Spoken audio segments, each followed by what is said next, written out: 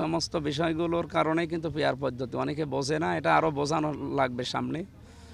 যারা বলতেছে এটা মাথায় দেয় না খায়, তারা লেখাপড়া করুক, বুঝবে।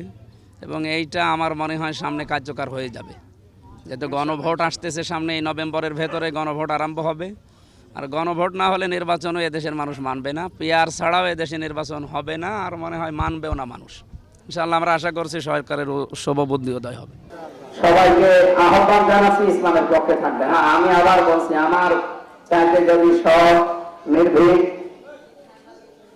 এবং যোগ্যতা সম্পূর্ণ মানুষ, অনেকে বলছে শিক্ষাগত যোগ্যতা, যারা দাঁড়াবে আমার মনে হয় জামাত ইসলাম বাংলাদেশ যাদেরকে নমিনেশন দিয়েছে তাদের উপরে শিক্ষাগত যোগ্যতা বেশি আর কারণে। তারা তো এক লাইনে পড়া, আমরা 2 লাইন। আমি ডান দিকে লিখতে পারি, বাম দিকে লিখতে পারি। তাদেরকে আপনি বাম দিক থেকে লিখতে দেন তো, জীবনে কলম ভেঙে দেন। আরবিতে শুধু একটা সূরা লিখতে দেন, জীবনে পারবে যারা দাঁড়িয়েছে।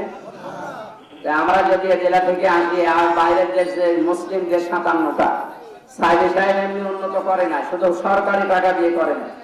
উনি বাইরের দেশ থেকে 57টা মুসলমান দেশ থেকে টাকা পয়সা এনে নিজের এলাকা বিধান সাইডে সাহেবের পিরোজপুরে মনে হবে যে জান্নাত বানিয়ে ফেলেছে। আমরা ইনশাআল্লাহ যেহেতু পরিস্থিতিটা আল্লাহ দিয়েছে, আমার ফেসের একটা পরিস্থিতি আছে এবং আলেম নামে যে একটা সম্মানজনক শব্দ আমার নামের আগে লেখা আছে মুফতি, এটা দিয়ে বিশ্বের মুসলমানদের কাছ থেকে আমরা আমার নিজের এলাকার জন্য, বিশেষ করে পাটিকা বাড়ি থেকে শুরু হবে ইনশাআল্লাহ, আমরা আল্লামা সাইদের মতো, পিরোজপুরের মতো কুষ্টিয়াকে আরো সুন্দরভাবে সাজাতে চাই।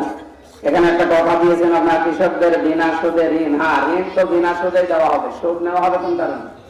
এই হারাম কাজ আমরা করতে দেবো ইসলাম আসলে? সুদের যে ব্যাপারটা আছে এটা মাইনাস করে বিনা সুদে ঋণ দেওয়া হবে ইনশাআল্লাহ। অভাব থাকবে না, আমি কথা দিতে পারি।